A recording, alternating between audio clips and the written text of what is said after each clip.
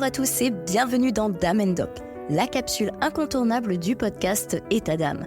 Aujourd'hui, plongeons ensemble au cœur de la santé des femmes en compagnie des meilleurs professionnels de santé. Chaque épisode vous offre des informations précieuses, des conseils avisés, du contenu préventif et des astuces pratiques sur les sujets qui vous concernent. Nos experts sont là pour partager leur savoir et leur expérience afin de vous aider à mieux comprendre et gérer les défis de votre santé. Préparez-vous donc pour des épisodes riches et instructifs. Je vous laisse maintenant découvrir l'expert du jour. Excellente écoute. Aujourd'hui, nous allons parler d'une émotion que de nombreuses mères connaissent intimement, mais qu'elles osent rarement exprimer à voix haute. Une émotion qui apparaît après un cri, après une journée trop longue, après une réaction que l'on regrette. Cette petite voix intérieure qui murmure « J'aurais dû faire autrement. Je ne suis pas assez patiente. Je suis vraiment une mauvaise mère. » La culpabilité maternelle touche des milliers de femmes. Pourtant, elle reste souvent invisible. Elle se cache derrière les sourires, derrière les tâches du quotidien, derrière cette pression constante d'être une mère douce, disponible, patiente et émotionnellement parfaite. Mais que se passe-t-il réellement derrière ces moments où l'on explose, derrière les cris, les larmes, l'épuisement ou le sentiment de ne plus réussir à gérer? Pourquoi les mères culpabilisent-elles autant? Quel rôle joue la charge mentale, les injonctions sociales, le regard des autres ou encore notre propre histoire personnelle dans ces réactions qui nous échappent parfois? Pour explorer ces questions, j'ai le plaisir de recevoir Aurélie Scotto, accompagnante spécialisée dans le soutien à la parentalité et aux émotions. Au quotidien, elle accompagne des mères qui se sentent parfois dépassées, épuisées ou enfermées dans des exigences impossibles à atteindre. À travers son travail, elle les aide à mieux comprendre ce qu'elles vivent, à accueillir leurs émotions avec davantage de douceur et à sortir peu à peu de la culpabilité. À travers son regard de professionnelle, mais aussi son expérience de femme et de mère, Aurélie nous aide aujourd'hui à mettre des mots sur une réalité que beaucoup vivent en silence. Dans cet épisode, nous allons parler de la culpabilité qui suit les cris et les conflits avec les enfants, des injonctions à être une mère parfaite, de la charge mentale et émotionnelle qui pèse sur tant de femmes, des émotions que l'on n'ose pas toujours avouer, mais aussi du poids de notre propre enfance dans notre manière d'être parent. Un échange humain qui invite à davantage de compréhension, de bienveillance et de compassion envers soi-même. Parce qu'être une bonne mère ne signifie pas être une mère parfaite. Alors installez-vous confortablement. Je suis Stéphanie Jarry, productrice et animatrice du podcast.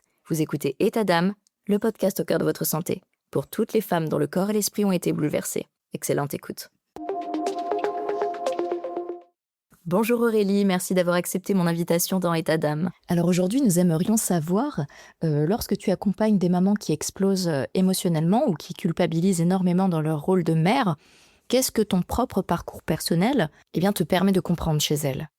Lorsque j'accompagne les mamans, ce que je perçois le plus, c'est vraiment ce sentiment de culpabilité. Et ça, c'est la première des choses parce qu'en fait, c'est comme si elles se sentaient coupables de réagir de manière inappropriée avec leur enfant, d'avoir des réactions qui peuvent les dépasser, qui peuvent leur faire peur.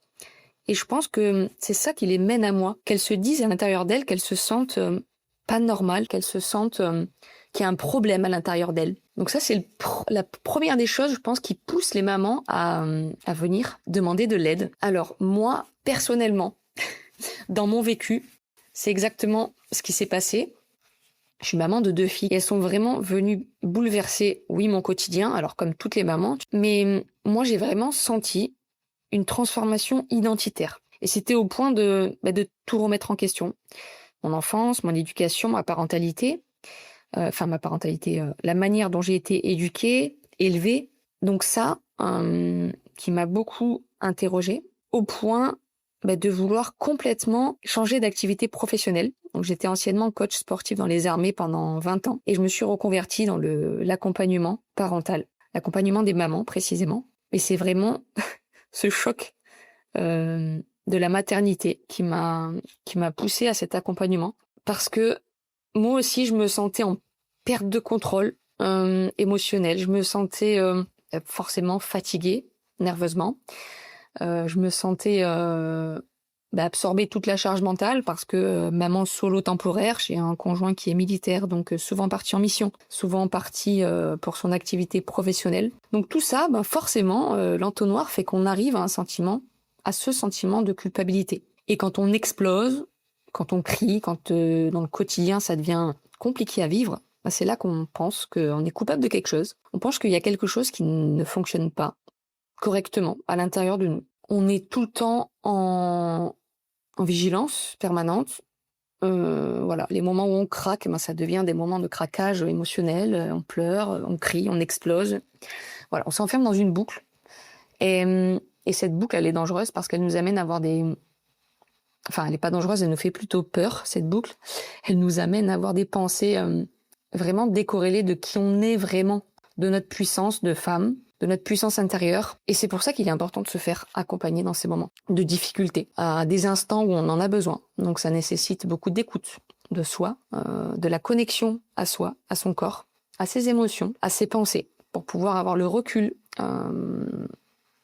de se dire, tiens, là, j'ai besoin d'aide. Parce que si on est enfermé dans cette course à la vie, dans ce quotidien, rempli de moments stressants, de micro-stresseurs, qui nous enferment dans une boucle de réactions automatiques, on n'a pas l'espace pour nous dire, tiens, là, faut que je me fasse aider. Ouais, ce qui pousse aussi les mamans à venir, et ce qui m'a poussé, moi, à me questionner et à cheminer dans ma parentalité, c'est souvent, nos enfants sont vraiment des miroirs parce qu'ils appuient vraiment là où ça fait mal à l'intérieur de nous. Mais c'est bien fait parce qu'ils viennent réveiller des blessures anciennes que nous n'avons pas forcément écoutées, entendues, apaisées. Ça vient réveiller des besoins non écoutés et des émotions surtout qui sont refoulées.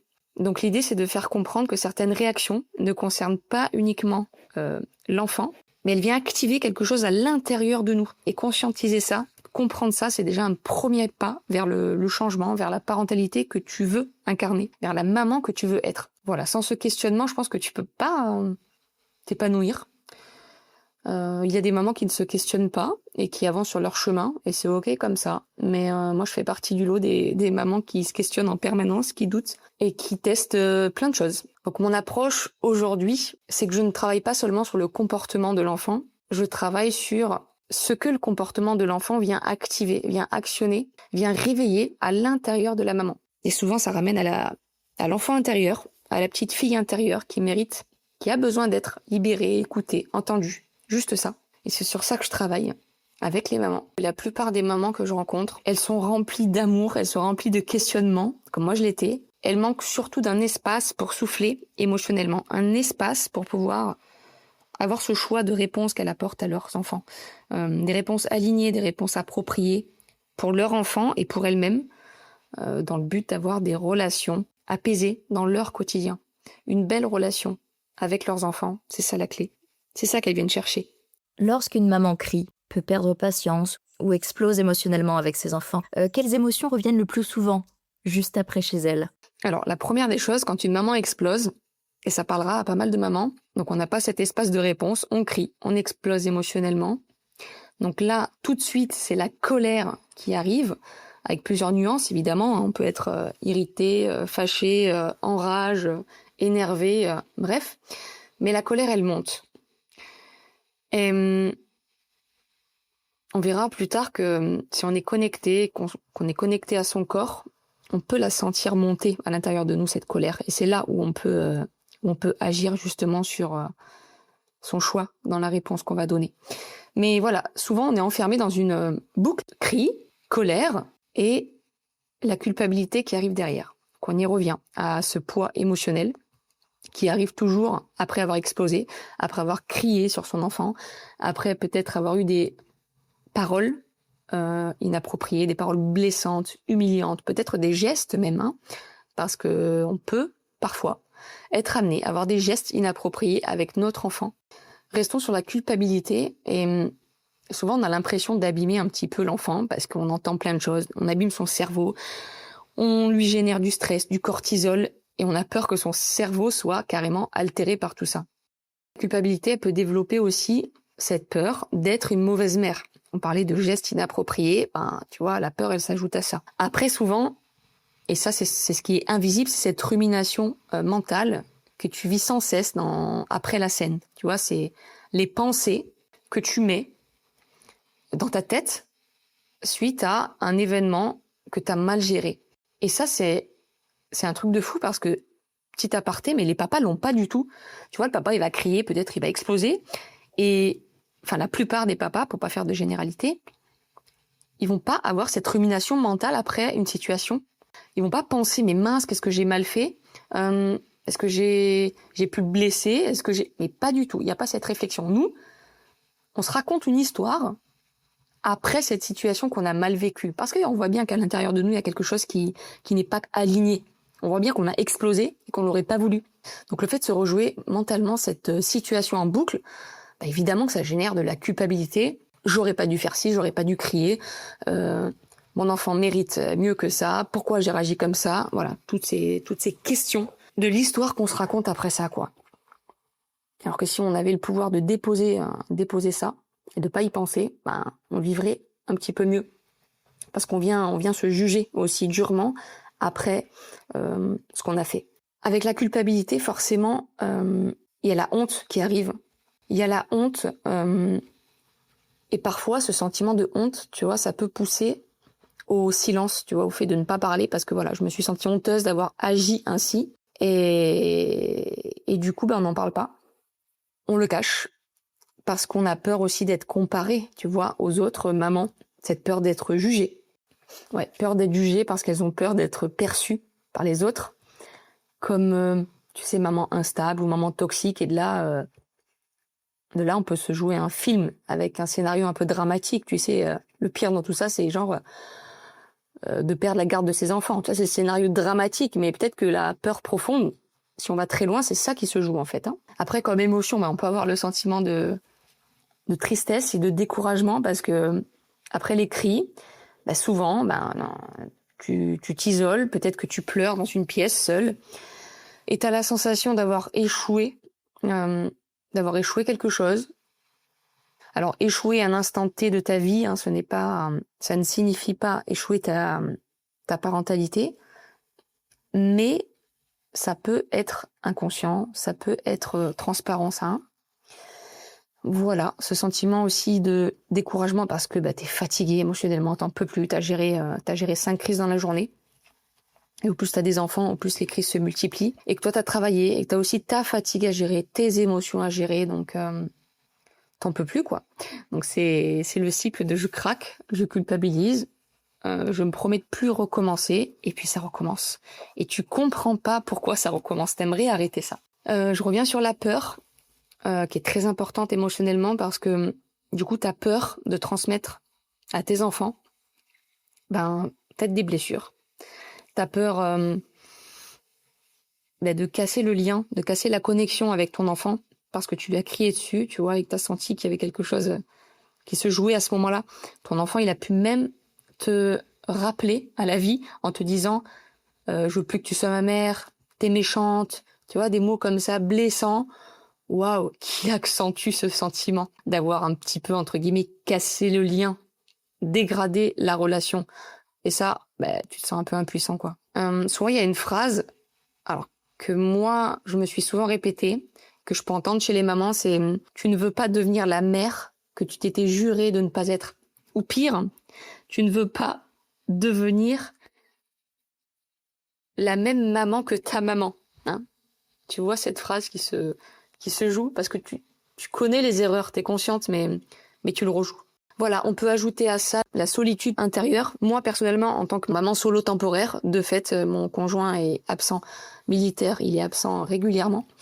Donc, ce sentiment d'être seule, mais aussi, tu peux être en couple et partager cette solitude parentale parce que pour autant, ton conjoint ou ta conjointe peut ne pas partager les mêmes valeurs que toi, sentiments que toi, émotions que toi, et tu te sens du coup isolé émotionnellement, de fait.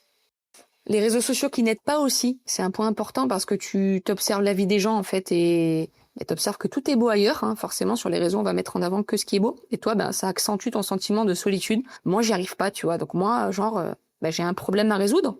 Qu'est-ce qui se passe? Et un dernier petit message pour conclure que j'aime bien dire ça aux mamans, tu n'es pas tes émotions. Tes émotions, elles te traversent.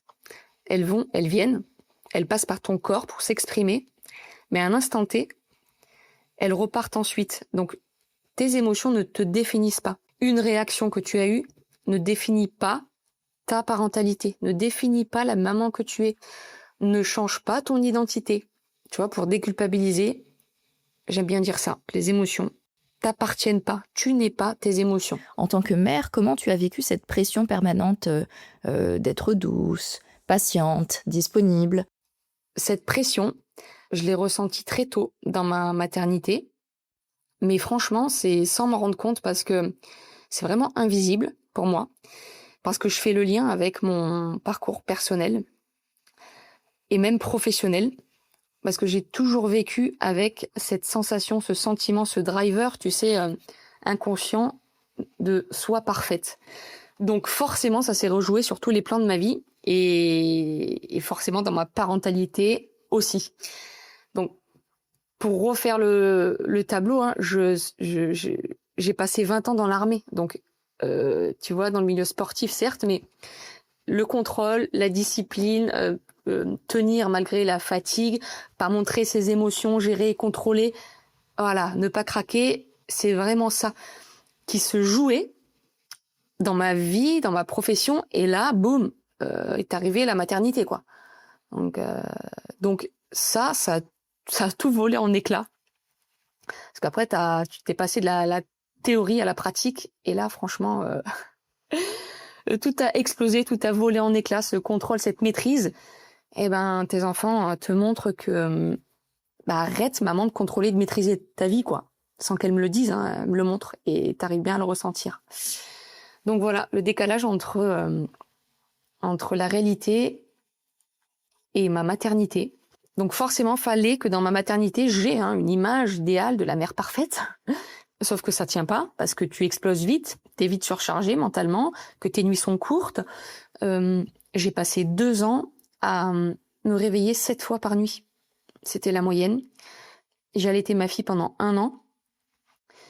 Ma deuxième, là je parle, c'était vraiment très éprouvant. Par-dessus, il y a eu la reprise du travail. Donc émotionnellement, c'était très dur. Donc j'étais bien consciente de ça. J'ai même fait un burn-out, parce que tout était fatigué, mon système nerveux, mon corps, mes émotions, tout saturé. Donc forcément, je passais par la case pause professionnelle pour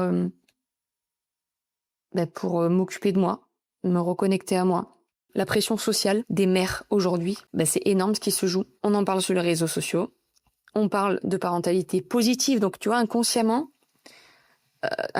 ça veut dire, le mot positif, là, ça veut dire qu'il y aurait une parentalité négative. Donc quand je crie, quand je culpabilise, je parle mal à mes enfants, est-ce que je suis dans la parentalité négative? Tu vois, est-ce que, donc du coup, le cerveau humain, ce qu'il pense, c'est que si c'est négatif, du coup, faut le supprimer. Donc, et ouais, il faut supprimer. Quand je crie, quand je me mets en colère, faut le supprimer. Ça, c'est pas bon.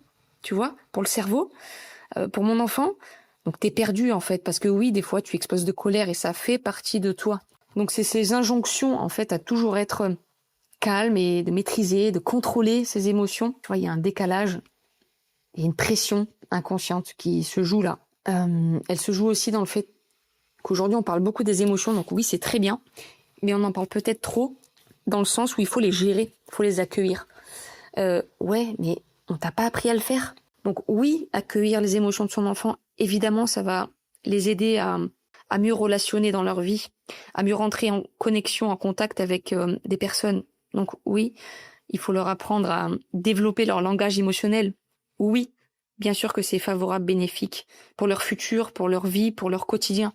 Mais nous sommes issus d'une génération qui n'a pas du tout appris ça.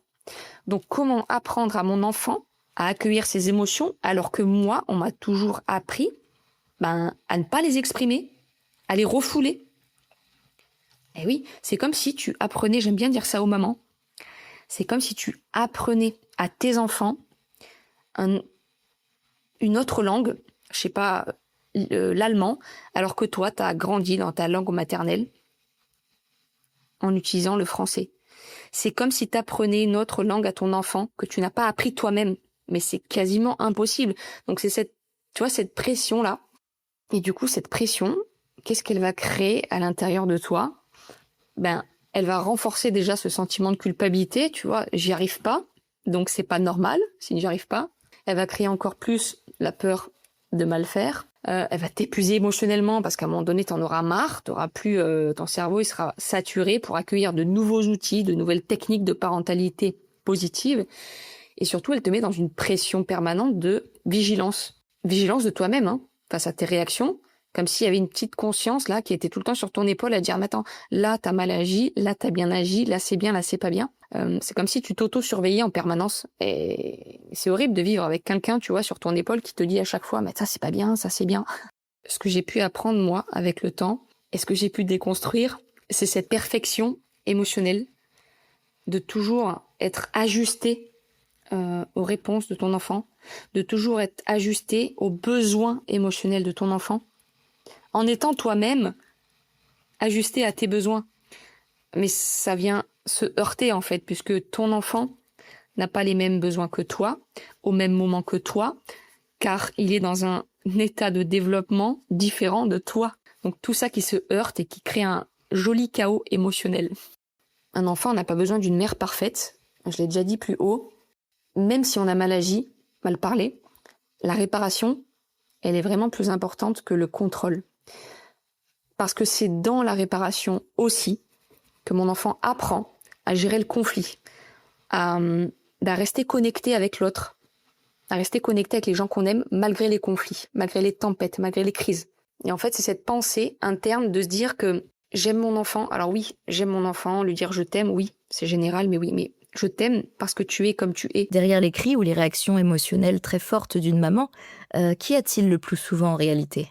Forcément, les cris, les mauvaises paroles, les tensions de la maman, ce qui vient exploser, c'est la partie visible de son état intérieur. Et son état intérieur, il est beaucoup trop chargé.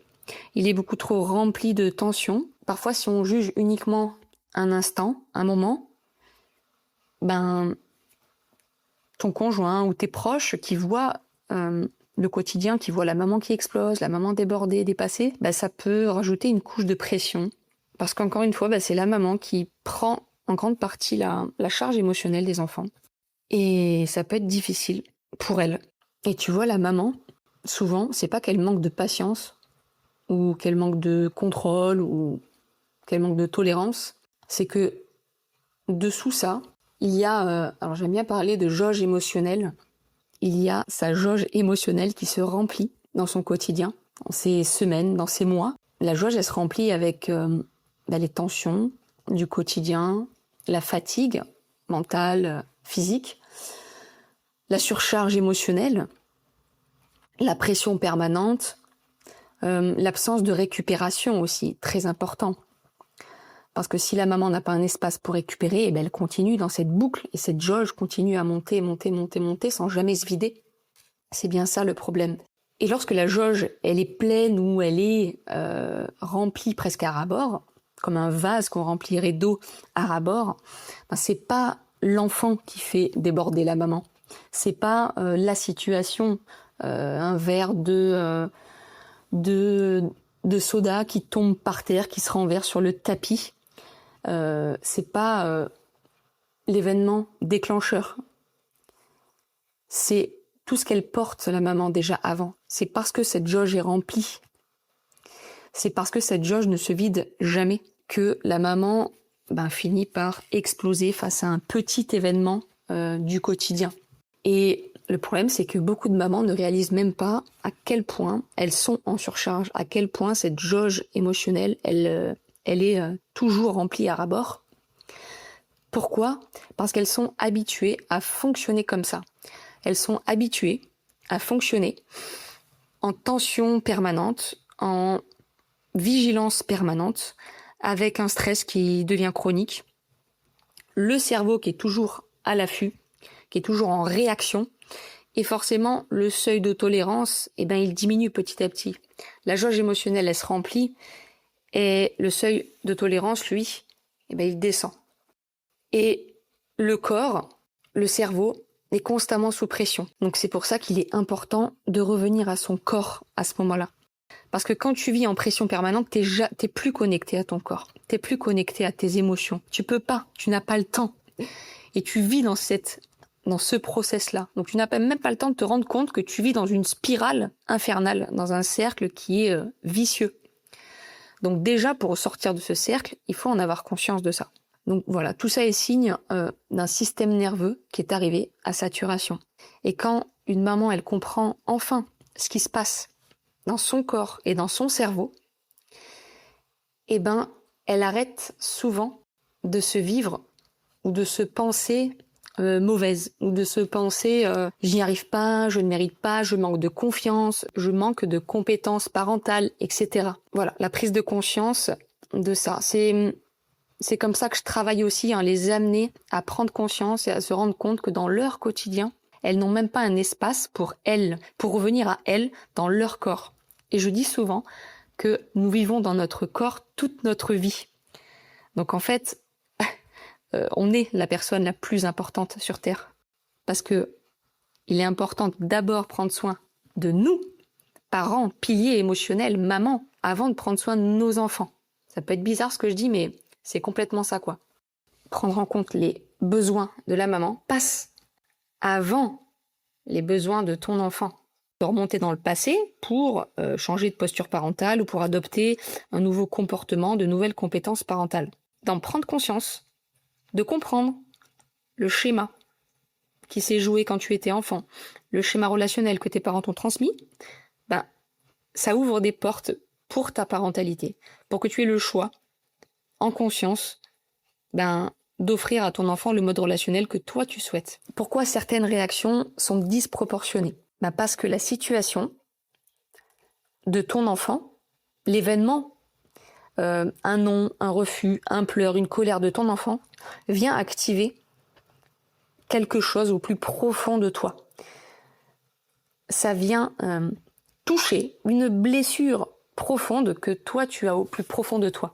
Ça peut être par exemple une blessure de rejet, ça peut être une blessure d'abandon, ça peut être de l'impuissance. Tu te sens complètement impuissante dans la situation avec ton enfant que tu es en train de vivre, tu perds un petit peu les pédales et là ton émotion se déclenche à ce moment-là parce que tu t'es sentie impuissante de ne pas gérer la situation.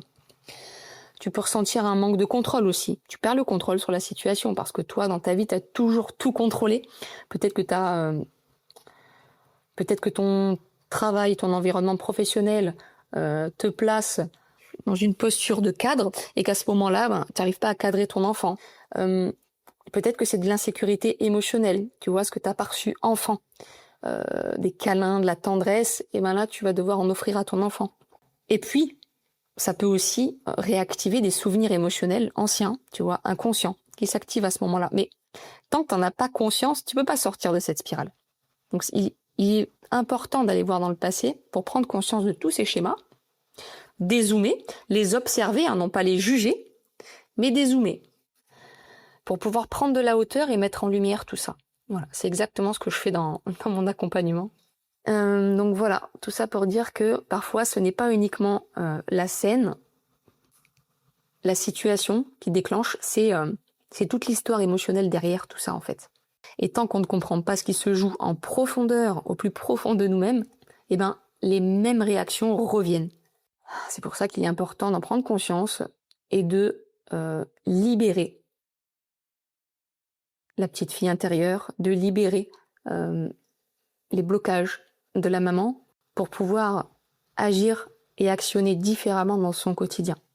Le plus important là-dedans, quand l'enfant vient provoquer une situation conflictuelle, c'est de regarder chez l'enfant quels sont ses besoins qui n'ont pas été nourris, remplis, écoutés, parce que derrière chaque comportement, il y a toujours un besoin. Et derrière donc chaque comportement inapproprié, que tu juges inapproprié, il y a un besoin de l'enfant qui n'a pas été écouté, nourri, satisfait, rempli. Donc tu vois, quand t'es parent, il faut aussi enquêter sur les besoins de ton enfant, mais aussi tes propres besoins, pour pas t'oublier là-dedans. Et si on met le focus uniquement sur le comportement de l'enfant au moment d'un conflit, d'une dispute entre frères et sœurs, et qu'on veut corriger ce comportement-là à cet instant-là, on passe à côté de tous les besoins qui sont un petit peu sous l'iceberg, qu'on ne voit pas, les besoins de sa journée, les besoins non nourris de sa journée à l'école. Il est peut-être entré en conflit avec un enfant, la maîtresse l'a peut-être grondé, il avait peut-être faim et puis il n'a pas pu manger tout de suite, etc. Tout ça sont les besoins qui n'ont pas été nourris. Et au moment de la situation qui se déclenche, avec la figure d'attachement principale, qui est la maman souvent, c'est là où tout se joue, où tout explose. Voilà, ton enfant est lui-même, parce qu'il est en sécurité avec toi, parce qu'il se sent en sécurité, à l'aise, il est lui-même dans ces situations de conflit. Personne pour le regarder, il n'y a que toi, l'amour inconditionnel, et puis il explose dans tes bras. Il explose quand toi, tu es là. Et ça fait partie de son comportement normal, de sa construction normale. Selon toi, quelles sont les émotions que les mamans n'osent presque jamais avouer publiquement aujourd'hui? C'est que beaucoup de mères vivent des émotions très intenses, parce que oui, les enfants nous font vivre des émotions intenses, et ça dans quasi toutes les familles. On a tous les mêmes enfants, mais on ne réagit pas de la même manière, parce qu'on n'a pas tous le même passé. Donc, les mamans, elles ont peur d'être jugées par les autres mamans, ou par d'autres personnes, par les proches. Donc c'est ça qui se joue en premier. C'est le regard de l'autre. Dans la sphère sociale qui vient impacter, mettre de la pression sur la maman. Évidemment que c'est pas très glamour de dire à la maman d'école ou à la tante ou à la grand-mère que c'est galère en fait au quotidien. Bah oui, je crie, oui, j'explose, oui, j'en peux plus. Mais mais qui va dire ça à la sortie d'école? Alors autant le dire en séance de coaching avec des personnes avec un cadre, avec des personnes non jugeantes, bienveillantes, qui vont accepter, accueillir tout ça dans la bienveillance, parce que oui, c'est possible. Oui, il n'y a pas que des personnes jugeantes. Il y a aussi des personnes dont c'est le métier d'accueillir les autres mamans qui sont en difficulté relationnelle, et c'est normal. Donc la colère, oui, la colère. La colère maternelle, en fait, c'est pas permis d'être en colère pour une maman. Ben non. On va parler d'une maman hystérique, si c'est une maman qui se met en colère. D'ailleurs, hystérique, c'est un mot seulement féminin. Faudra remonter dans l'étymologie du mot, mais il me semble que ça a été créé par les hommes. C'est un mot qui est uniquement féminin. Comme si un homme, on ne pouvait pas le qualifier d'hystérique. Bref, petit aparté. Donc la colère, oui, la colère d'une maman, mais ça va être mal vu. Une maman qui se met en colère, c'est mal vu par la société.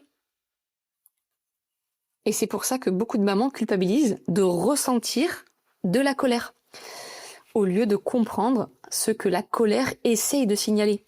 Parce que les émotions sont juste un signal.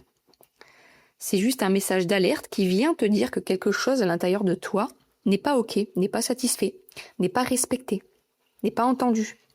Donc elle est juste là pour te donner un signal, comme si c'était un voyant sur le tableau de bord de ta voiture. Elle te signale quelque chose. Juste prendre la hauteur sur ce signal et décroche-toi de ton émotion. Tu n'es pas ton émotion. C'est ça que je dis aux mamans. Nous ne sommes pas nos émotions. L'émotion nous traverse, elle vient nous délivrer un message.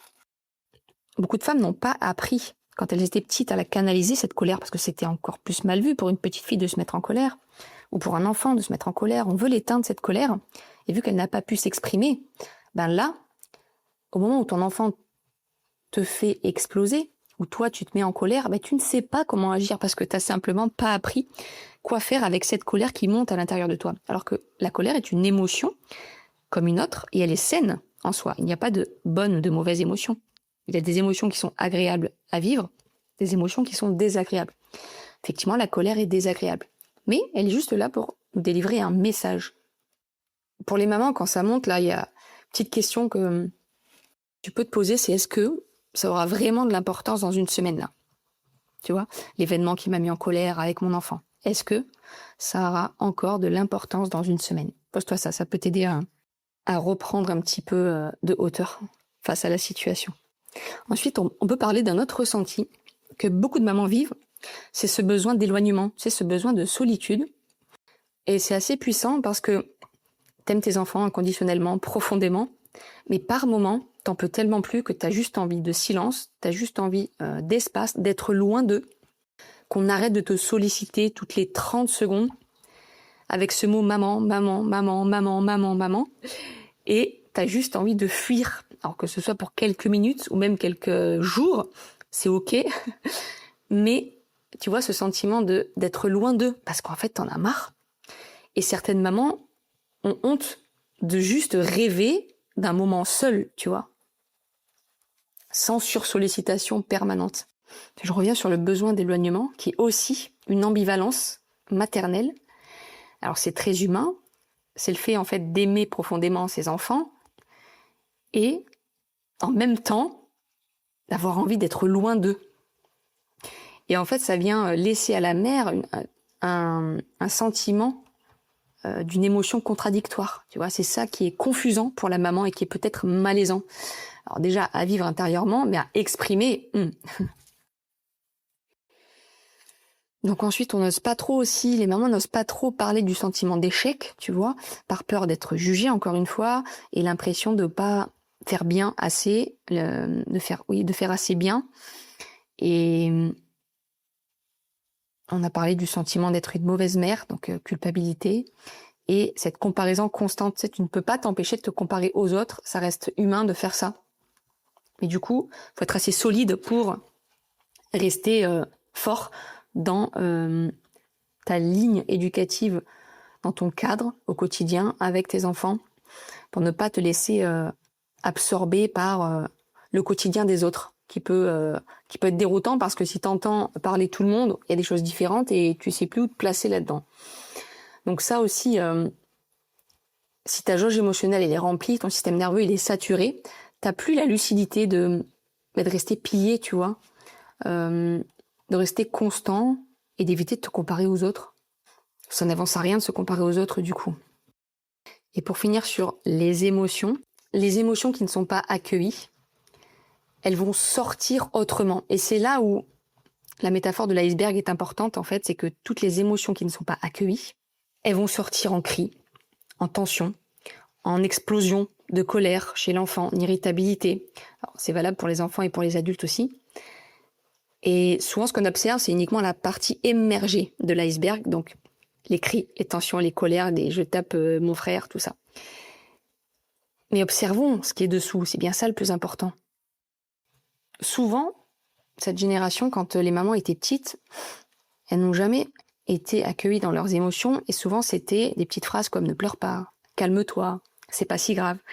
Ces phrases, bien qu'elles soient intentionnées, elles nous déconnectent progressivement de notre ressenti, de notre corps. Tu vois, elles nous éloignent de notre connexion à notre corps. C'est bien ça l'enjeu en fait. C'est de se reconnecter à ses émotions. Ça nous aide à mieux nous connaître et après forcément à mieux connaître ton enfant, les autres qui t'entourent. Ça nous permet d'être plus conscients et de développer une relation beaucoup plus saine avec nos proches. Dans ton propre quotidien de maman, comment la charge mentale et émotionnelle a-t-elle impacté ton corps, ton humeur ou ta santé mentale ? Alors, quand tu vis dans cet état, t'as même pas le temps de te rendre compte que t'es toujours à fond, que c'est normal d'être constamment en alerte, hyper vigilante, hyper sensible. Moi, je suis devenue hyper sensible avec la naissance de mes enfants. Enfin, du moins, j'ai constaté une hypersensibilité avec l'arrivée de mes enfants. Donc peut-être qu'en fait, finalement, je me demande si c'est pas moi-même qui ai provoqué ça. Et moi, clairement, dans mon quotidien, j'ai vécu un burn-out et j'ai anticipé ça. J'avais la chance d'avoir un employeur qui m'a compris sur le coup, donc j'ai planifié, on va dire, avant que ce soit trop tard, un arrêt. Donc j'ai provoqué un arrêt de travail, justement, pour avoir le temps de me reposer, parce que les nuits, parce que planifier, gérer, anticiper, tout gérer quasi seul, au bout d'un moment, ça devient compliqué. Ça devient compliqué dans le rythme de la vie. Alors oui, il y a beaucoup de mamans qui vivent comme ça, mais je pense qu'il y a beaucoup aussi de mamans qui sont qui traversent que je traverse et qui ont le sentiment que la vie elle passe à 100 à l'heure sans jamais se poser. En plus, j'avais pour habitude de tenir, de forcer, de résister. Dans le sport, c'est un petit peu ça, on dépasse un petit peu notre seuil. Notre seuil de fatigue, notre seuil nerveux. On développe une discipline parce que pour dépasser les limites, forcément être discipliné. Donc le parallèle, il était assez flagrant entre mon métier et ce que je vivais, et le deuxième métier de maman que je vivais à la maison. Donc voilà, cette habitude de tenir, de dépasser ses limites, de dépasser sa fatigue, d'être tout le temps dans le contrôle. C'est ce mode-là qui a continué dans ma maternité. Sauf qu'en fait, émotionnellement, je n'y étais plus. Le corps a fini par parler et j'ai pu anticiper cet arrêt de travail pour me reposer simplement. Et tout ça, c'est invisible parce qu'on est dans cette fameuse spirale. Et tout ce qui remplit notre quotidien, de choses à faire, on a toujours plus de choses à faire, par-dessus des choses à faire, et on se rajoute encore des choses à faire. Et ça rentre dans le quotidien parce qu'on est très forte pour ça. Mais à quel moment on s'écoute? À quel moment on dit que c'est trop? En fait, ça devient normal. C'est bien ça le problème. Et si tu es connecté à ton corps, tu peux sentir les tensions physiques. Tu peux sentir l'irritabilité à des moments où tu ne l'étais pas. Ton sommeil qui est perturbé, le sommeil est très important, c'est un très bon indicateur du fonctionnement, de l'état de ton système nerveux. Si tu te réveilles le matin, que tu te sens fatigué, épuisé, pas l'énergie, pas la vitalité pour affronter ta journée, c'est que le sommeil n'est pas récupérateur. C'est qu'il faut changer quelque chose dans ton quotidien. Je vais parler du mode survie, parce que quand tu fonctionnes en automatique, en survolant un petit peu ta vie, tu vois, tu as l'impression que ta vie elle défile et que toi tu vis à côté de ta vie, à force de faire, de gérer, d'anticiper, de planifier et de recommencer, et ben t'es dans cette boucle, sans écouter ce qui se passe réellement de l'intérieur. Et c'est exactement ce que j'ai vécu. Je survivais plus que je ne vivais en fait. Ouais, c'est ça, c'est cette force, cette capacité à aller chercher, à aller se dépasser, alors qu'en fait, au fond, t'en peux plus, quoi. Tu peux plus tenir. C'est un niveau plus humain. Et ça, de l'accepter, c'est déjà une prise de conscience. On sait que le corps, il parle avant la tête. Donc bien souvent, quand tu ne comprends pas quelque chose avec la tête, c'est le corps qui va réagir. C'est le corps qui va s'exprimer. Et ça peut aller très loin. À force de ne pas écouter son corps au quotidien, à force de mettre le couvercle sur ses émotions, ses besoins, ses sensations, ses ressentis, le corps, à un moment donné, il explose, il va te faire comprendre le message de manière un petit peu plus brutale, en fait. On ne veut pas en arriver là. Donc c'est pour ça qu'en prévention, l'accompagnement permet de prendre du recul, de prendre de la hauteur et de se dire « Ah oui, là je cours peut-être à une situation burn-out ». Et c'est souvent ce que je retrouve quand les mamans elles viennent en accompagnement. Elles pensent souvent qu'au début c'est un problème de l'enfant, comportement de l'enfant, tout ça. Après elles comprennent que ça se joue un petit peu à l'intérieur d'elles-mêmes. Et après elles comprennent que c'est simplement leur système nerveux qui est épuisé, leur corps qui est épuisé. Donc on détricote un petit peu en tirant le fil et on observe que le comportement de la maman, il y est pour beaucoup dans le comportement de l'enfant. Parce qu'une maman apaisée, ça donne un enfant apaisé et la relation apaisée. Alors, effectivement, ça peut ajouter de la culpabilité. C'est pour ça qu'il est important de ne pas se juger dans les moments où on craque. Parce que c'est OK de craquer. On ne le voit pas parce que entre mamans, souvent, on ne parle pas de ça. On parle de l'enfant. Mais en discutant avec beaucoup de mamans en profondeur, évidemment, que beaucoup de mamans craquent, crient, explosent et c'est complètement OK. Mais c'est sûr qu'on va pas se parler de ça à la sortie de l'école entre mamans. C'est plus dans la sphère un petit peu plus intime, privée, profonde que ça ressort. Parce qu'on a du mal à se confier sur le fait que c'est difficile au quotidien. Oui, c'est difficile. Et on préfère les mamans préfèrent remettre la faute sur l'enfant. Il est comme ça, il est insolent, il est réactif, il est tout le temps en colère, il fait que des crises. Ah oui, effectivement, mais allons chercher un petit peu ce qui se passe en profondeur chez la maman.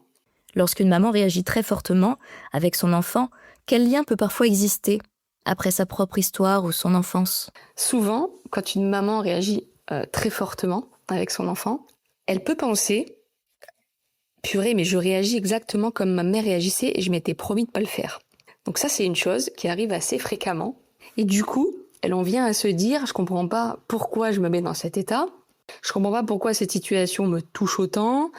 Je comprends pas pourquoi je crie alors que je ne veux pas. Je comprends pas pourquoi j'ai les mêmes réactions que ma mère alors que je m'étais promis que ça se passera pas pareil. » Alors en fait, toutes nos réactions émotionnelles, elles ont souvent une histoire. Nos enfants viennent réveiller des parties très anciennes de nous, des besoins non entendus, écoutés, satisfaits, des blessures, des peurs aussi anciennes.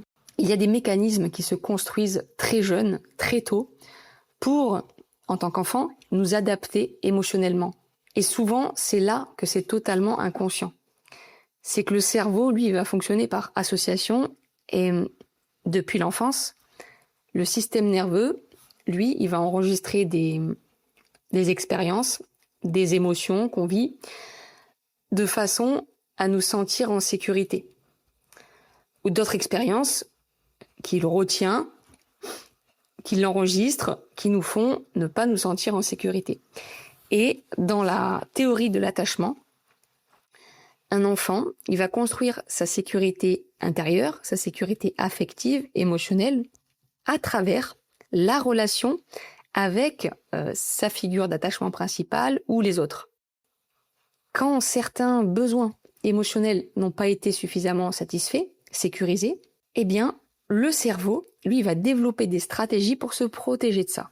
Et c'est là où certaines personnes, en grandissant, ont appris, donc certaines femmes ont appris à soit tout contrôler, soit se couper de leurs émotions, soit éviter les conflits, ou alors, à l'inverse, être toujours en hypervigilance émotionnelle, comme si le monde était danger, le monde était dangereux, et il fallait que je me méfie de tout. Tu vois, la nature un petit peu anxieuse ressort à ce moment-là. Et le problème, c'est que quand tu deviens maman, l'enfant, il vient souvent activer ses zones sensibles. Hein. L'enfant est ton miroir. Alors, quand ton enfant, il crie, il pleure, il s'oppose, ou il exprime de manière intense ses émotions, eh bien, le cerveau ne fait pas toujours la différence entre le danger ancien que tu as vécu émotionnellement et la situation actuelle. Par exemple, ton enfant qui crie, il peut réactiver intérieurement une sensation d'insécurité ou une sensation d'agression. Une situation d'opposition avec ton enfant, tu vois, ça peut venir réveiller une perte de contrôle. Des pleurs de ton enfant, ça peut créer un état de stress pour toi.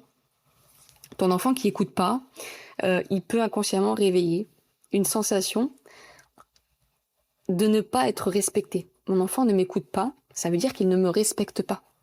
Tu vois, je ne suis pas considérée. Et c'est là où ça appuie, là où ça te fait mal à toi en tant que maman. Ça fait mal aux mamans à ce moment-là. Et tu vois, quand tu as été un enfant et que tu as vécu des situations de stress, situations de danger, de détresse, d'inconfort, eh ben, ton cerveau, il a enregistré tout ça. C'est des traces émotionnelles.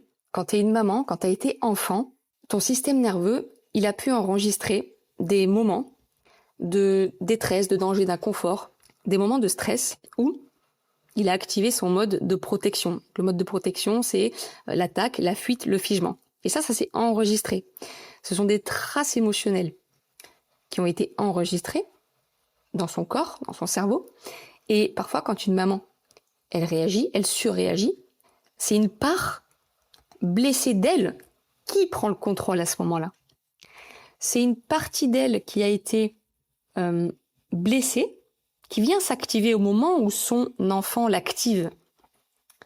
C'est cette partie-là qui prend le dessus sur la maman, la sécurité émotionnelle.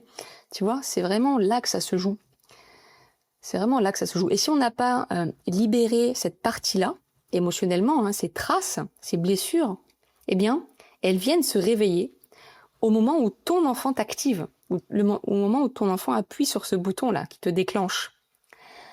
Et c'est cette part de toi blessée qui réagit de manière automatique, inconsciente, mais surtout qui surréagit avec des réactions disproportionnées. Et c'est souvent là que les mamans se disent, voilà, je ne veux pas devenir comme mes parents, pourquoi je réagis comme ça alors que je voulais pas, je m'étais promis de pas le faire. Oui, et c'est là où c'est inconscient et que ton histoire se rejoue. Et tu vois, c'est là où travailler uniquement sur le comportement visible, ça suffit pas. Alors c'est là où il est important de comprendre ses propres mécanismes, ses déclencheurs émotionnels.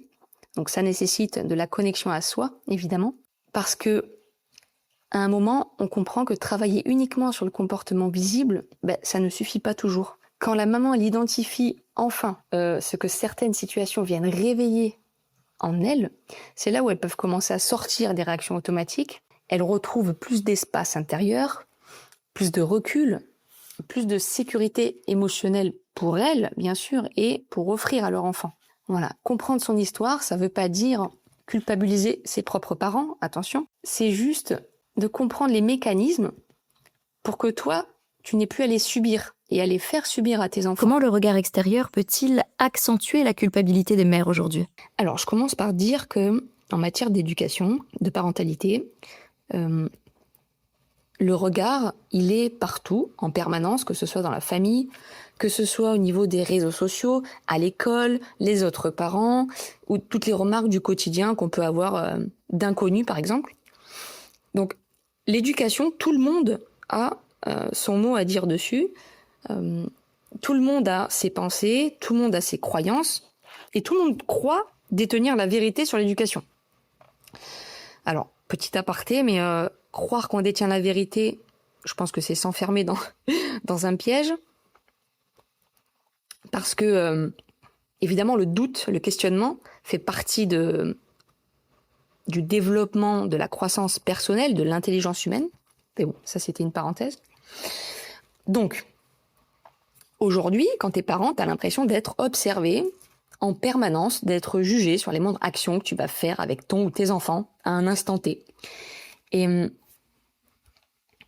ce qui revient là-dedans, c'est ce qui se joue dans la peur d'être jugé, d'être observé, d'être regardé par les autres. C'est est-ce qu'on va penser que je suis trop dur, ou alors est-ce qu'on va penser que je suis pas assez cadrante, pas assez ferme avec mes enfants, que j'ai pas assez de limites. Est-ce qu'on va penser que je suis trop permissive, trop laxiste? Est-ce qu'on va penser que je suis pas assez patiente? Bref, en fait, on nous ramène forcément une pensée. On se ramène à soi une pensée des autres, qui nous appartient pas, hein, à la base, on est d'accord?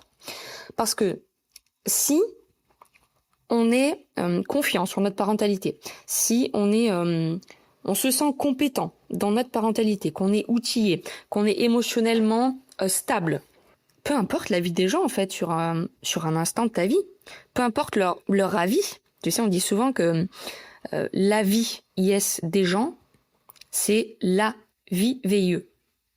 C'est leur vie.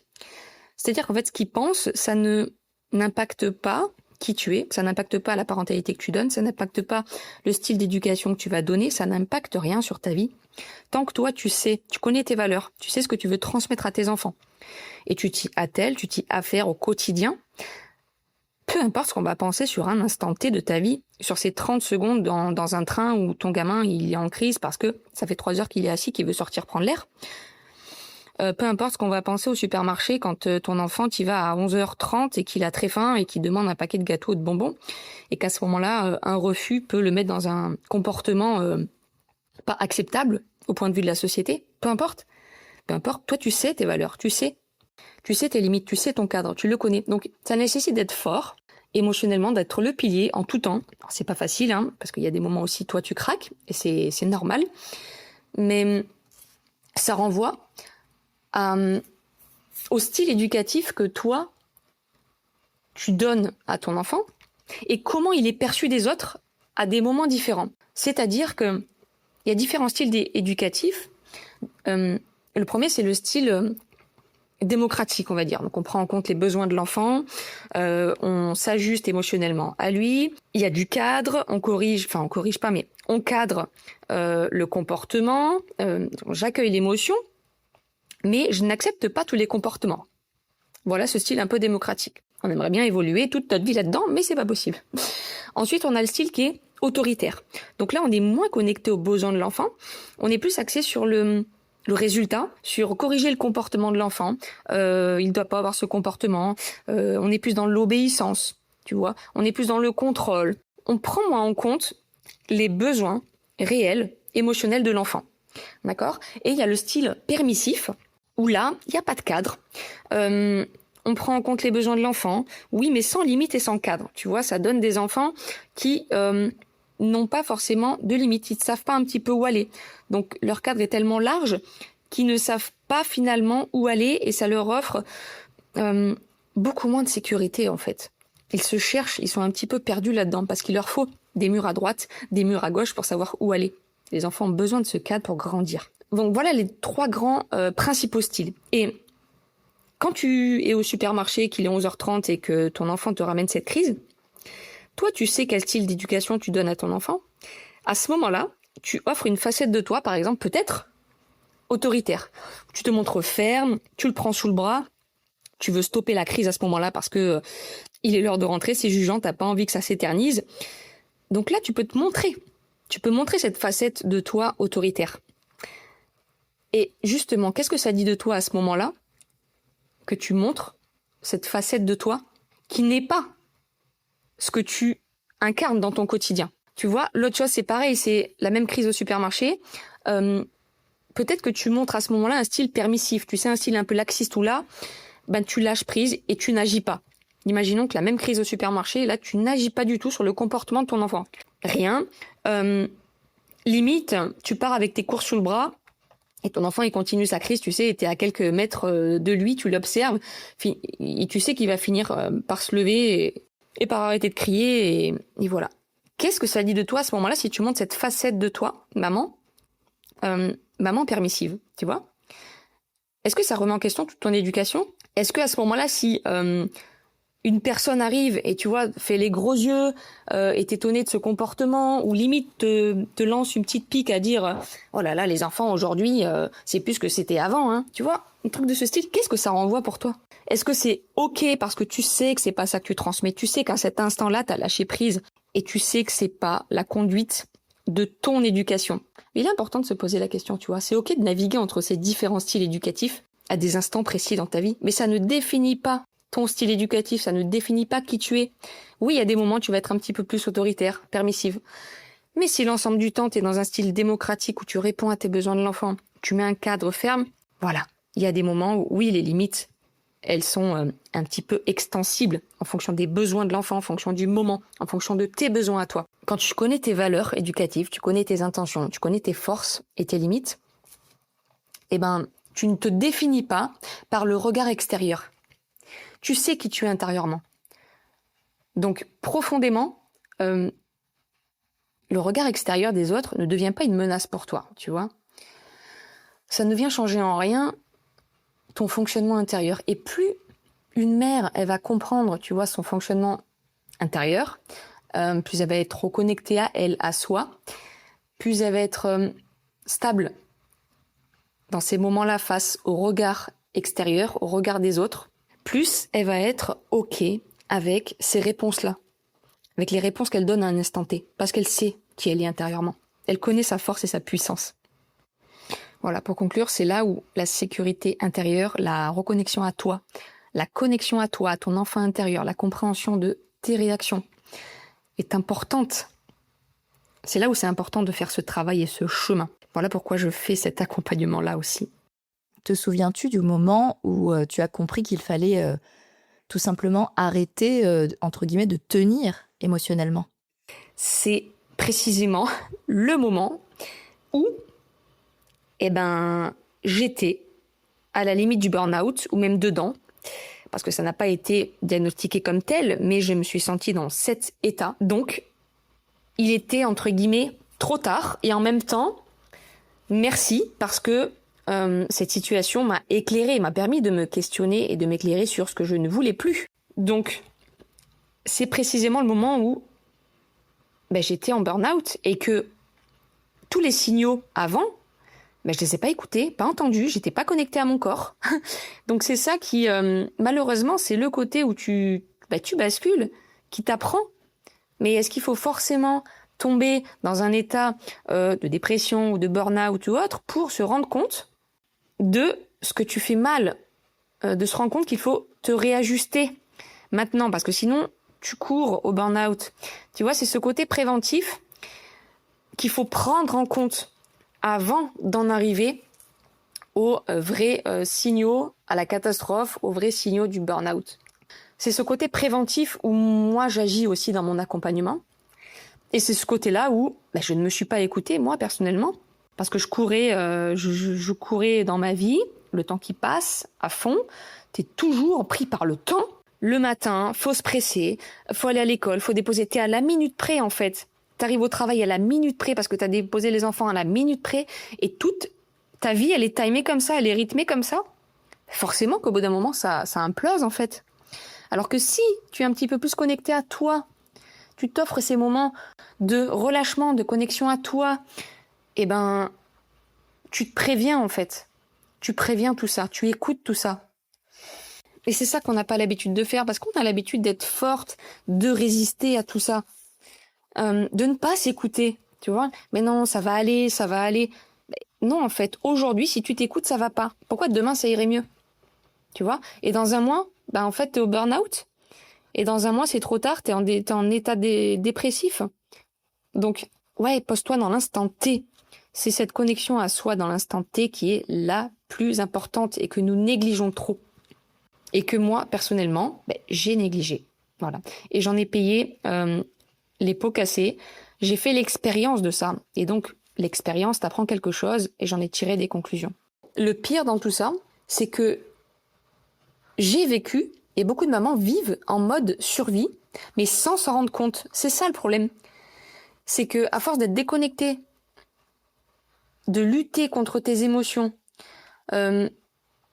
à force d'être déconnecté de tes propres signaux internes, tu vis sans t'en rendre compte, en mode survie. Toujours plus d'efforts. Et en fait, c'est là où t'écoutes pas tes besoins, t'écoutes pas ce que ton corps te dit. À ce moment-là, ce dont tu as le plus besoin, c'est de la sécurité émotionnelle. Mais c'est toi qu'il faut qu'il te l'apporte. C'est de récupérer nerveusement parce que t'en peux plus, t'es à bout, tu cours après ta vie. Et c'est de comprendre ce processus, c'est de comprendre cette boucle dans laquelle t'es enfermé. Voilà, donc c'est ce pas de recul, c'est ce dézoom sur ta vie, sur toi, sur ton corps, sur ton cerveau. Cette hauteur qui te permet d'analyser. Parce que tant que tu cours ta vie, tu peux pas être dans l'analyse.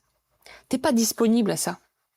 Donc si tu ralentis, si tu prends conscience, si tu reviens à toi, si tu comprends tes déclencheurs émotionnels, c'est dans cet espace-là que tu peux agir, que tu peux changer. Voilà. Et je peux conclure par cette idée que beaucoup de femmes, beaucoup de mamans, elles sont admirées par leur capacité à tout porter, en tout temps, en tout lieu, alors qu'en fait, elles sont intérieurement épuisées, fatiguées justement de tout porter, mais elles ne le montrent pas. Donc, est-ce que tu préfères cacher tes émotions, ne pas être connectée à toi et montrer cette facette de toi au monde, être forte, tout porter, sans jamais faillir, faiblir? Au final, c'est pas vraiment toi, tu es à côté de toi. Ou bien, c'est ok de craquer de temps en temps. C'est ok de pleurer en fait face à des mamans, face à tes amis, et de dire stop, là je suis fatiguée, aidez-moi, je veux du relais. C'est ok de demander de l'aide à un coach, à un thérapeute, qui est dans le non-jugement, qui est dans l'accueil de ce que tu vis et dans l'écoute profonde, et qui est là, lui, pour t'offrir cet espace, cet éclairage, cette mise en lumière que toi, t'arrives pas à porter sur toi. Parce que lui a du recul, lui sait, parce qu'il est peut-être passé par là, et c'est là où il est important de demander cette aide, ce soutien. Lorsqu'une maman te dit « je crie, je culpabilise, j'ai l'impression d'être une mauvaise mère », qu'est-ce que tu aimerais qu'elle entende? Déjà, les mères qui culpabilisent, c'est des mamans qui ne se fichent pas de leur parentalité, qui ont déjà remis en question des choses, et le fait de se remettre en question, d'oser aller chercher une coach, aller demander de l'aide pour un accompagnement, ça montre leur implication, leur investissement, leur amour. Et les difficultés qu'elles rencontrent, les difficultés émotionnelles, ça ne retire en rien leur valeur de mère. Beaucoup de mamans ne voient pas en elles leur compétence parentale. Elles regardent uniquement les craquages, parce que le cerveau aime bien regarder ce qui marche mal, ce qui est négatif. Ça fait partie de la construction du cerveau. C'est le biais de négativité. On met le focus uniquement sur ce qui ne va pas, sur le négatif. Mais voyons plutôt ça comme une expérience. Et dans l'expérience, il y a des choses qui fonctionnent, il y a des choses qui ne fonctionnent pas. Et après, on fait un bilan. Donc, elles regardent uniquement leur craquage émotionnel, leurs cris, leurs moments où elles se sentent dépassées. Mais elles oublient, en fait, tout ce qu'elles doivent valoriser dans leur quotidien, tout ce qu'elles portent dans leur quotidien, tout ce qu'elles font. Elles anticipent tout, elles protègent à la fois, elles rassurent, elles organisent le foyer, elles portent émotionnellement toute la famille, et elles continuent ça sans être épuisées. Mais regardons ce que nous faisons dans notre quotidien. Regardez, mesdames, ce que vous faites dans votre quotidien. Mais vous êtes des puissantes femmes. Vous portez tout. Et si on met le focus sur tout ce que tu fais dans ton quotidien, ben franchement, ça donne la valeur sur qui tu es. Et en fait, elles ont tendance à se dévaloriser. Elles sont souvent beaucoup plus fortes qu'elles ne le pensent. Mais ça, faut leur exprimer, faut leur montrer. Parce que de elles-mêmes, elles vont pas se mettre en avant. Elles vont pas mettre en avant leur qualité, leur force, leur puissance intérieure. Mais ça, c'est l'axe principal. Regarde ce que tu fais dans ton quotidien. Mais c'est énorme ce que tu fais. Alors, peut-être qu'elles pensent que toutes les mamans font ça, donc c'est normal. C'est normal dans la société que la maman assume tout, parce qu'on pense que toutes les autres mamans aussi assument tout, que c'est comme ça, c'est la normalité. Mais non, c'est puissant tout ce que tu fais par rapport à tout ce que faisaient nos mamans avant. Mais c'est énorme dans cette société aujourd'hui en 2026 de tout porter, quoi. De tout porter. Vous êtes des femmes d'une puissance intérieure immense. Et ça, ben il faut se le dire en fait. Souvent c'est mal vu quand la femme se montre confiante, tu vois. L'homme il peut se montrer confiant. On va penser qu'il a une bonne estime de lui ou même qu'il a du charisme. Mais les femmes, les mères, à quel moment elles disent « Moi, je me sens confiante, je suis puissante, je suis une femme puissante ». Mais jamais elles n'osent dire ça, en fait. Elles se dévalorisent souvent. Donc, il est important de valoriser leur puissance maternelle. On n'a pas idée, quand on devient maman, mais du shift qu'on fait et de la puissance qu'on a en fait. C'est dingue. Je trouve ça tellement fort. L'idée, c'est de valoriser la puissance maternelle, parce qu'aujourd'hui, une mère, elle fait énormément, autant mentalement qu'émotionnellement, que physiquement. Donc, on valorise, et elles-mêmes doivent se valoriser de cette puissance qu'elles portent et dont elles n'ont même pas conscience. Le niveau de charge que beaucoup de mamans portent aujourd'hui est énorme. Il y a un axe important, c'est dans l'accompagnement où je mène ce côté où j'essaie de changer leur regard sur elles-mêmes pour reconnaître justement leur capacité, pour reconnaître leur résilience, pour reconnaître leur faculté d'adaptation, leur présence quotidienne, leur disponibilité émotionnelle. Et tout ça, non, c'est pas normal, quoi. C'est des capacités que toi, maman, tu as développées et qu'il faut mettre en avant. On va pas retenir les 5 minutes de craquage dans ta journée où t'as explosé. On va retenir tout ce que tu portes au-delà de ces 5 minutes dans la journée. Les réveils, les nuits qui sont difficiles, et tous les jours tu portes ça. Elles ne sont même pas au courant de la puissance qu'elles portent en elles, quoi. Mais ça, faut le montrer au monde. J'ai une phrase que j'aime bien, c'est « Qui es-tu pour priver le monde de ta lumière ?» Qui es-tu pour priver le monde de ta puissance, maman? Et tu vois, je fais le lien avec la confiance intérieure de la maman, c'est que beaucoup de mamans, malheureusement, attendent une validation extérieure. Alors que elles ont déjà énormément de ressources en elles, mais on oublie de leur dire, en fait. Justement, on oublie de valider leur puissance intérieure, que ce soit conjoint, les autres mamans, belle-maman, tes parents. Et posons-nous là et note tout ce que tu fais de bien dans ta journée pour tes enfants. Et tu vas voir que la liste, elle est beaucoup plus longue que ce que tu fais de mal. Donc s'il faut se poser et prendre conscience pour écrire, ben voilà, commence par faire une liste et tu verras tout ce que tu fais de bien, quoi. Et ne pas le normaliser. Voilà, le petit mot de conclusion sur cette question, c'est « Mesdames, arrêtez de regarder uniquement vos failles. Regardez aussi tout ce que vous portez chaque jour. » Comment peut-on apprendre à accueillir ces émotions de mère sans transmettre de la peur, de la tension ou de la culpabilité à ses enfants? Les enfants ont leur partie du cerveau émotionnel et instinctif beaucoup plus développée du fait de leur jeune âge et de la construction de leur cerveau, de leur cortex préfrontal, c'est-à-dire de leur cerveau qui va raisonner, anticiper, réguler. Donc ils sont plus en contact avec leurs émotions. Ils sont plus dans l'instant présent. Lorsqu'ils vivent une émotion, ils la vivent intensément. Ils sont reliés à cette émotion-là. Ils n'ont pas l'accès à la partie logique de leur cerveau, donc c'est pour ça qu'ils vivent dans l'instant présent leur émotion pleinement. Donc, leur cerveau émotionnel, il capte tout, il ressent tout, et surtout, il capte beaucoup avant même les mots. Donc, il ressent, il observe, il sent des choses avant qu'on parle. Et ça, c'est quelque chose qu'on néglige un peu chez nos enfants parce que nous l'avons un petit peu perdu du fait que on a eu un cerveau en construction et que l'adulte, souvent, il est dans l'anticipation, dans la logique, dans le raisonnement. Mais nos enfants nous font reconnecter, nous aident à nous reconnecter à nos émotions, finalement, et c'est pas plus mal. Voilà, donc notre enfant, il perçoit, il capte les tensions, l'énergie, le stress, il capte l'ambiance émotionnelle. Et c'est en ça que l'enfant, il ressent souvent ce qui se passe chez sa mère, sans même qu'elle parle, en fait. Il le sent, lui, évidemment. Même si toi, t'es maman, tu veux lui faire passer un autre message, t'essaies d'être... Voilà, t'essuies tes pleurs, par exemple, si t'as passé un moment à pleurer, t'essuies tes pleurs, tu veux pas pleurer devant ton enfant, mais en fait, il le voit, il le sent. Ça ne se dit pas, c'est invisible, c'est inconscient, mais il a déjà senti en fait. Donc même si tu essuies tes larmes, il a déjà senti ce qui se passait en fait. Il est important de différencier les émotions de la mère, les émotions de l'enfant, parce que l'émotion de l'enfant, ça appartient à l'enfant.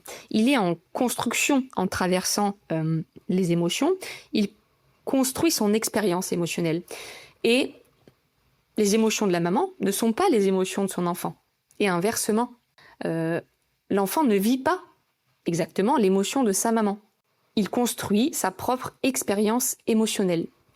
Il est important de distinguer là deux êtres vivants qui vivent des émotions, chacun dans leur corps.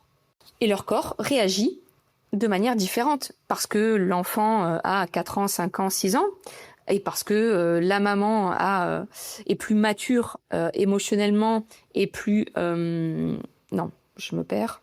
Voilà. Et je reste sur l'idée que des fois, la maman, elle veut cacher ses émotions à son enfant. Parce qu'elle veut bien faire, elle veut pas se montrer défaillante, elle veut pas montrer cet angle vulnérable d'elle. Mais étant donné que l'enfant ressent, de toute façon, il a déjà inscrit émotionnellement dans son corps, il est important justement de s'exprimer émotionnellement. De manière canalisée, bien sûr, auprès de nos enfants. Parce qu'ils nous voient dans la vraie vie, quoi. Ils nous voient dans notre humanité. Ils nous voient pleurer, et c'est OK. Si tu ne pleures jamais devant ton enfant, bah lui, il ne va pas s'autoriser à pleurer. Il va pas comprendre. Tu vois, la tristesse est une émotion. Le pleur, les larmes, les pleurs font partie de l'expression de cette émotion. Donc, autorisons-nous jusqu'au bout à libérer cette émotion. Les pleurs nous aident à évacuer justement ce moment de tristesse que nous vivons. Donc, il faut être au clair avec nos émotions à nous pour pouvoir accueillir les émotions de nos enfants. Évidemment, si nous cachons nos émotions, notre enfant va le sentir, il va faire la même chose.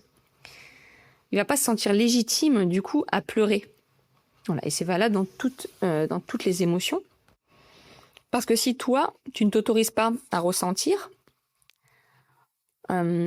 tu vas empêcher l'enfant de ressentir, tu vois, de manière inconsciente. Donc, il est important pour l'enfant de s'exprimer, de lui apprendre aussi que l'émotion, elle traverse son corps, elle vient et elle part. Il est important aussi de montrer l'intensité d'une émotion, la nuance dans l'émotion. Il est important que l'enfant apprenne comment on vit une émotion, comment on revient au calme, comment on répare si on a eu un comportement un petit peu inapproprié, et surtout comment on se reconnecte à l'autre pour revenir dans la relation. Donc l'enfant, lui, ce qui est important, c'est qu'il comprenne ce process. Voilà. Et à force de faire, c'est comme ça qu'il apprend par la répétition. C'est comment on vit une émotion, comment on revient au calme, comment on répare s'il y a eu des paroles blessantes et comment on se reconnecte, comment on revient en lien avec l'autre. L'enjeu là, c'est pas d'éviter les émotions. Ce qui va sécuriser l'enfant, c'est surtout cette reconnexion après à l'autre. C'est ça la sécurité relationnelle. Et ce qui est important de comprendre aussi pour les parents, pour les mamans, c'est que chaque enfant ressent différemment, mais chaque enfant a un tempérament aussi. À la naissance, on a tous un tempérament. Tu as des enfants qui vont être plus ou moins sensibles, plus ou moins anxieux, introvertis, extravertis, réactifs, calmes. Et tout ça, c'est important de le détecter quand même, parce que tu sais que ton enfant il est plus ou moins anxieux. Donc, tu sais que la réaction émotionnelle, elle va être différente. Tu sais, si tu as plusieurs enfants, que une même réaction, enfin une même situation, ne va pas générer la même réaction émotionnelle de tes deux enfants. Il est important d'aider les mamans à comprendre justement leurs émotions, parce qu'elles n'ont pas forcément appris à le faire. Important pour les mamans de réguler leur système nerveux, pour éviter de montrer une surréactivité de leurs émotions, pour canaliser ces émotions. Parce que si tu montres de la surréactivité émotionnelle à ton enfant, il va surréagir forcément puisqu'il va reproduire le même schéma. Il va apprendre que dans une situation de conflit, tension stressante pour maman, maman crie toujours. Donc il va apprendre que lui, quand il va vivre une situation stressante, de danger, d'inconfort, de conflit, il va apprendre qu'il faut crier. Ton enfant reproduit ce qu'il apprend de toi. J'étais sur aider les mamans à comprendre leurs émotions, à réguler leur système nerveux et à sortir de leur peur constante que je vais abîmer mes enfants, tu vois, si je leur crie dessus. C'est ça qui apporte de la culpabilité derrière. Et plus une mère, elle est OK, elle est en paix avec sa propre humanité émotionnelle, plus elle va créer cet espace sécurisant pour son enfant. Un enfant n'a pas besoin d'une mère sans émotion. Elle a besoin d'un adulte qui lui montre qu'une émotion peut être vécue sans forcément détruire la relation, sans forcément détruire le lien.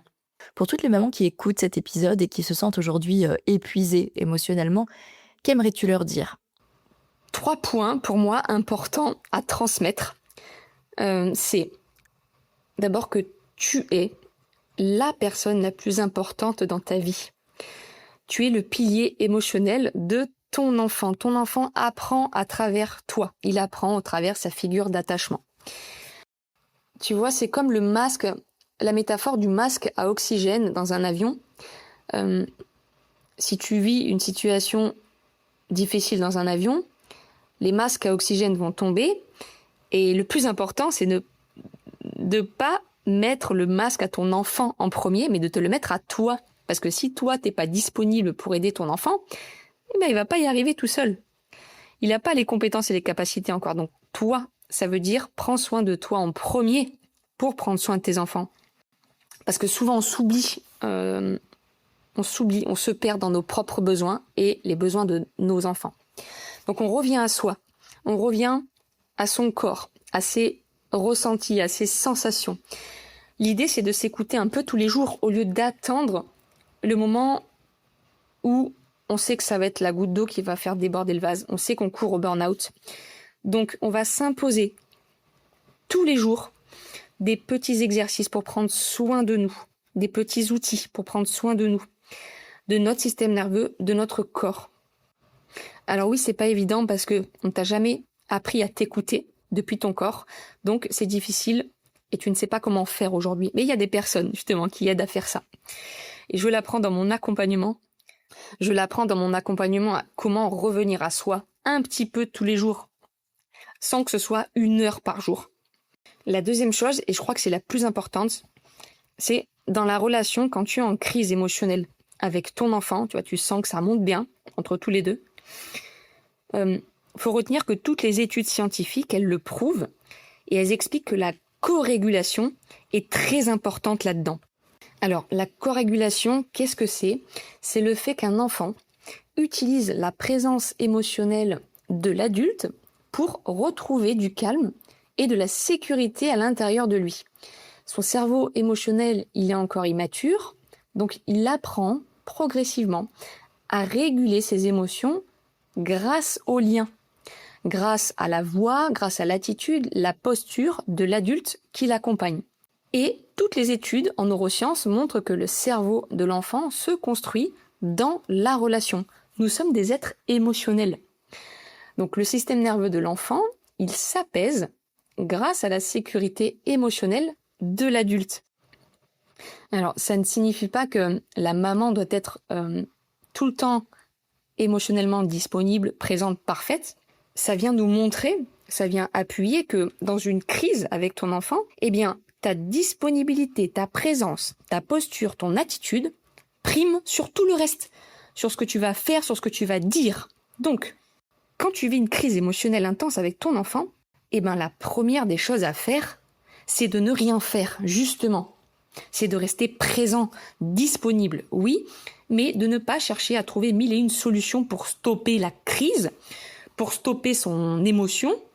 Alors oui, bien sûr qu'on va stopper le comportement s'il est dangereux, s'il va taper, s'il va jeter un jouet par terre, s'il va taper son frère ou sa sœur. Oui, le comportement inapproprié, il faut l'arrêter, évidemment. Mais on distingue bien le comportement inapproprié de l'émotion que l'enfant est en train de vivre. On accueille l'émotion, par contre, tous les comportements ne sont pas OK. On accueille les émotions, toutes les émotions, mais on n'accueille pas tous les comportements. Donc, ne rien faire quand ton enfant traverse une émotion. C'est complètement antinomique. On a l'impression de ne pas faire notre job de parent quand on se dit « tiens, je vais rien faire » là, au moment où il traverse son émotion. On veut trouver des solutions tout le temps. Mais justement, c'est dans ces instants-là que tout se joue. Tu es le parent disponible émotionnellement. C'est là où ton enfant, il observe, il apprend. C'est là que tout se joue.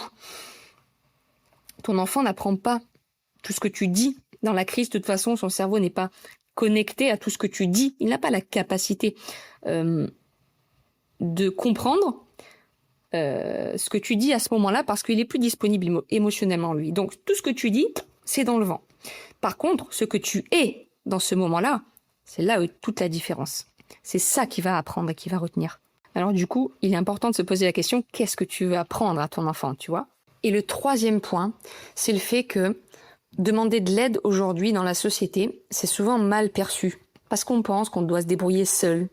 La voisine y arrive toute seule, l'autre maman arrive toute seule, tout le monde arrive toute seule. Comment on perçoit le fait de demander de l'aide d'une accompagnante, d'une coach, d'une amie? Elle mérite d'être écoutée, elle mérite d'être entendue. Et cet accueil de non-jugement, cet espace où on se comprend en tant que maman, peu importe qui tu es, peu importe ce que tu fais, eh ben, les mamans méritent cet espace de bienveillance et d'écoute profonde, sans aucun jugement en fait. Et voilà, c'est ça que je porte dans mon cœur, c'est ça que j'apporte aux mamans. Et dans mon accompagnement, je propose de comprendre, de mettre en lumière ces blessures, les différents points de blocage du passé, pour juste simplement mettre de la compréhension. Et ensuite, avoir le choix dans l'éducation que les mamans peuvent offrir à leurs enfants. Avoir le choix dans ce qu'elles veulent transmettre à leurs enfants. Ensuite, dans un deuxième temps, on libère, on apaise l'enfant intérieur. On apaise cette petite fille intérieure qui mérite d'être écoutée, entendue, soutenue, parce qu'il y a beaucoup de poids là-dessous.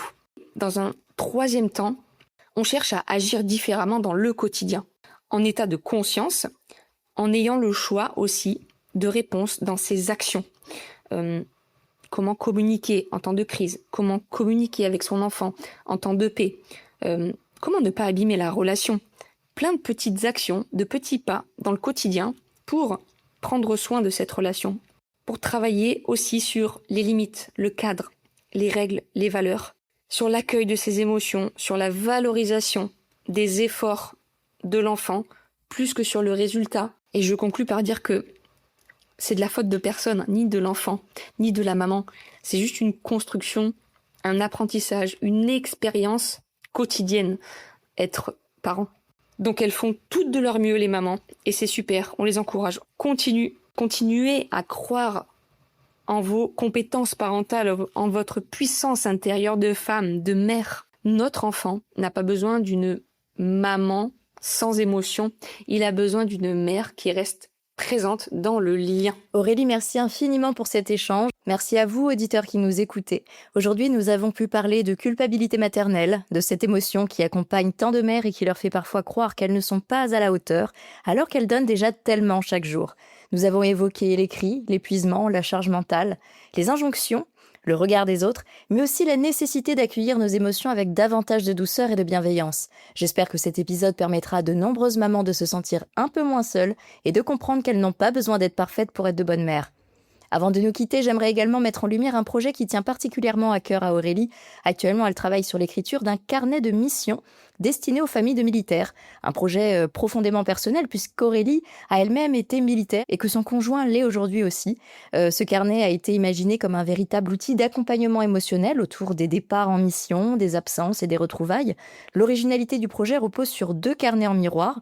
Donc le premier est destiné aux parents qui restent à la maison avec les enfants et le second accompagne celui ou celle qui part en mission.